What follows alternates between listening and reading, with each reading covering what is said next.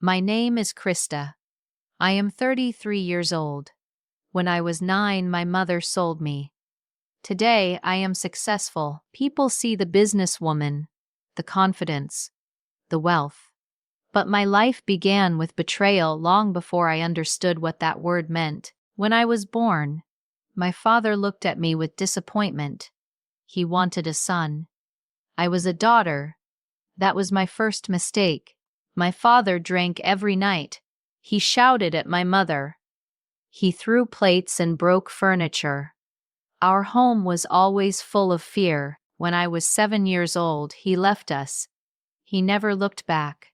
After that, my mother worked 3 jobs. She washed dishes during the day. She cleaned offices at night. She accepted any work she could find. We lived in a basement apartment in San Francisco. The walls were wet. Rats hid in the corners. At night, I covered my ears to block the scratching sounds. My mother was always exhausted. Her hands were red and rough from strong chemicals. Her back hurt from carrying heavy buckets. I tried to help. I was only 7, but I went with her to work. I carried bags. I swept floors. I stayed quiet. We were always hungry. Sometimes kind strangers gave us old bread. Sometimes my mother skipped meals so I could eat. Every month, the landlord banged on our door and shouted, "Pay the rent or leave." My mother begged for more time, but he never listened.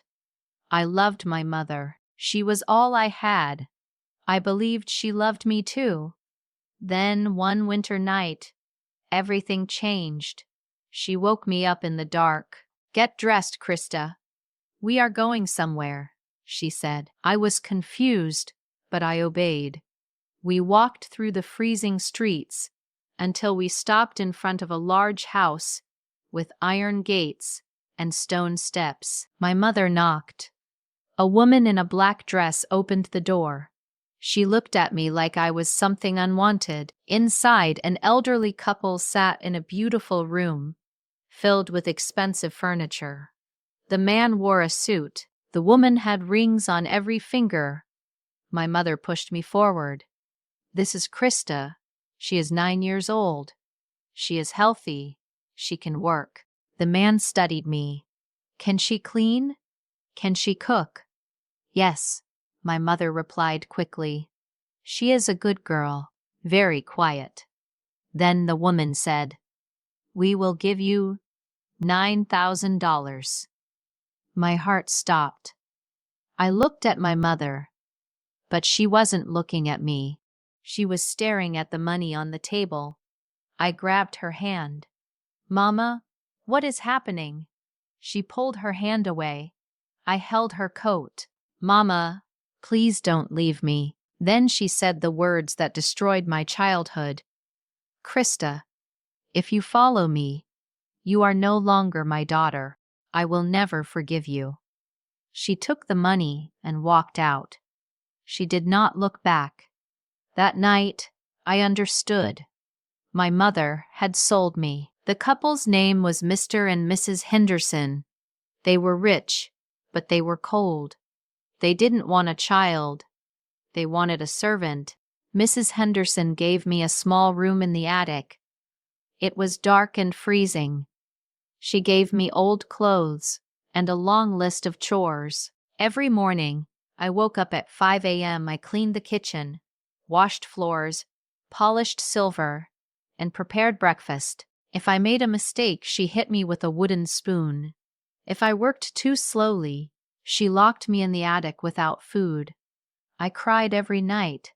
I missed my mother. I also hated her. Years passed. I learned how to survive. When I was 14, I was cleaning the library while Mr. Henderson read the newspaper. "Can you read, girl?" he asked. I nodded. Before she sold me, my mother had taught me how to read. "Read this," he said, handing me the paper. I read aloud. My voice was steady. He looked surprised. "You are smart," he said. From that day, something changed. He began teaching me He gave me books. He taught me mathematics, history, and English. Mrs. Henderson hated it, but he ignored her. "You remind me of my sister," he once told me. "She died young. You have her eyes." I didn't know if it was true, but his kindness saved me. When I turned 18, he made me his assistant. He taught me about business.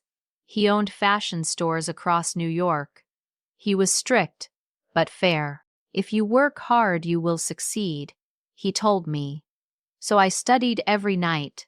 I learned everything I could. When I was 25, Mr. Henderson became very sick. Before he died, he called me to his bedside.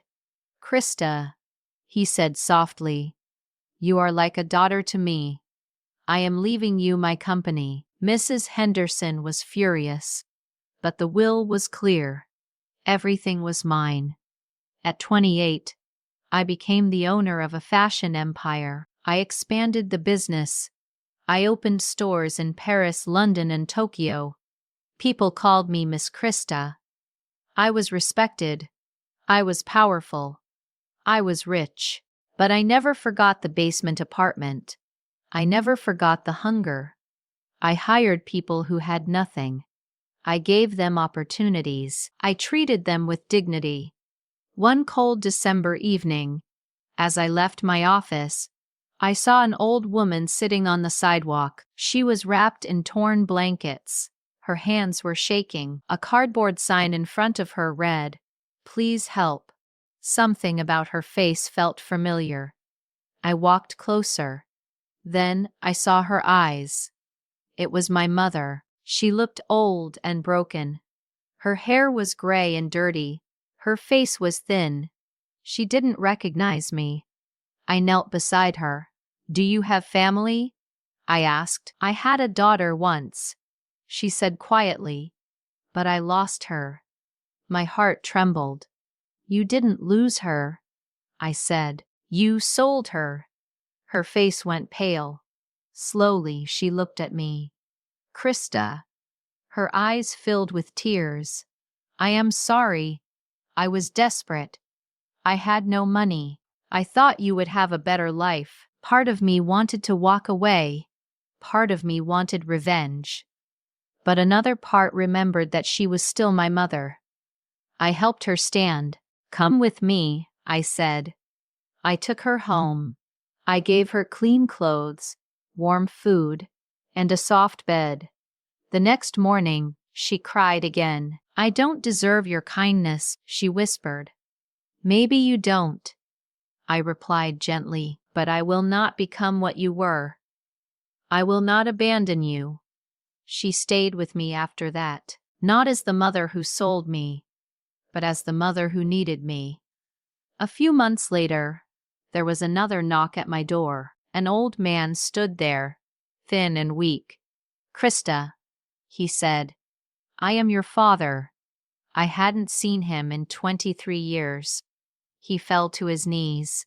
"Please forgive me. I was a coward. I destroyed our family."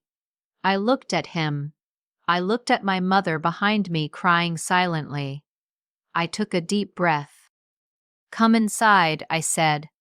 "Today I live with both of them, the mother who sold me and the father who left me. I have not forgotten what they did. But my success is not my money. It is not my business. My success is that my heart survived what should have destroyed it."